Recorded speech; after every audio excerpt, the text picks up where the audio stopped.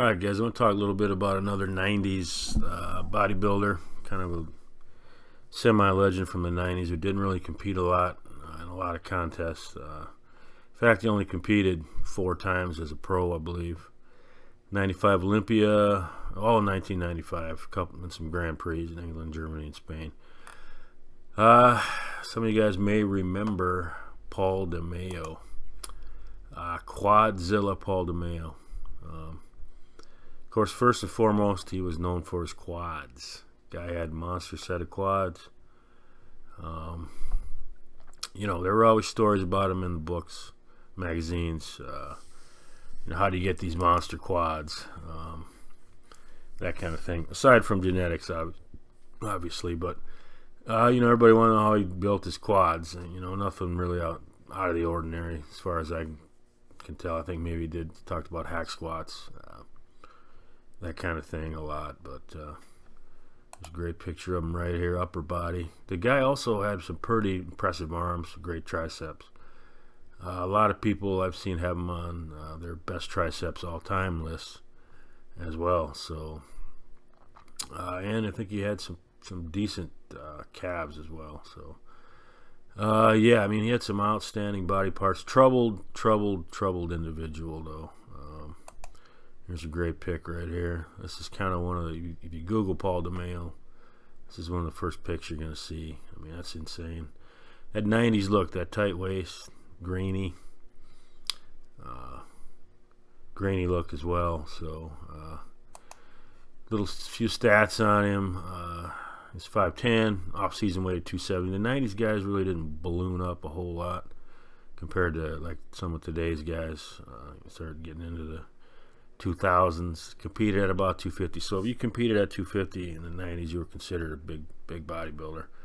And he didn't gain a lot of weight in the off season, at least according to this. I don't know how accurate this is, but best placing as a pro, 9th. So he wasn't a factor in a lot of contests. I just don't think his heart was in it. Went through a lot of personal problems. Pretty crazy problems, actually. Like so many of these bodybuilders, the drugs.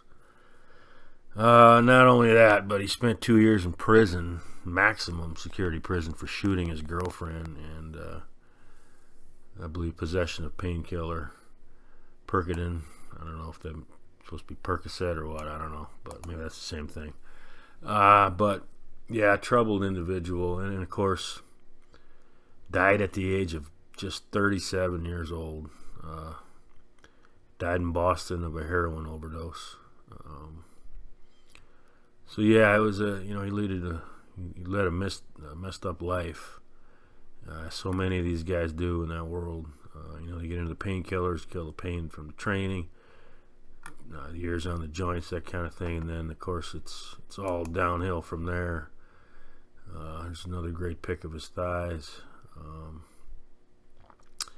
After he got out of prison, of course, he couldn't keep a job, so, turned to the drugs, probably for a lot of things, mental and physical, which is pretty sad.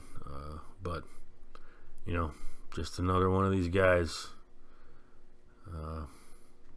having issues, from the world of bodybuilding. So, that's a pretty crazy pic there.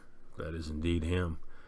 I wouldn't doubt it one bit, but yeah, so another sad story. It's been a while since he died, obviously, but this guy is, I think, in the Nationals beat the likes of Kevin Levrone. He beat some guys that went on to pretty fabulous bodybuilding careers. He just couldn't do much in the pros, or his heart wasn't in it, or he got into the dark side of bodybuilding.